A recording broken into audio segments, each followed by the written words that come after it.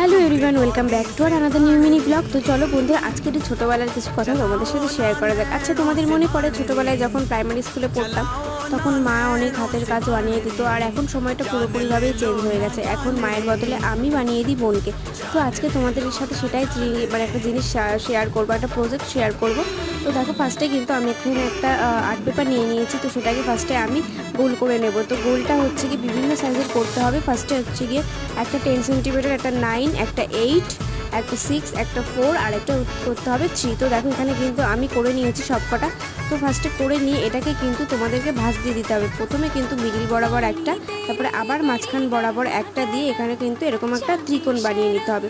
তো এইভাবে কিন্তু যেই কটা তোমরা গোল কাটবে সেই সবকটা গোলকেই কিন্তু করে নিতে হবে। তো দেখো এখানে কিন্তু আমি সবকটা গোল কাগজকেই এরকম ত্রিকোণ আকারে বানিয়ে নিয়েছি। তো পরের পার্টে তোমাদেরকে দেখাবো যে কী বানালাম। তার জন্য কিন্তু অবশ্যই সাবস্ক্রাইব করে দিও। টাটা।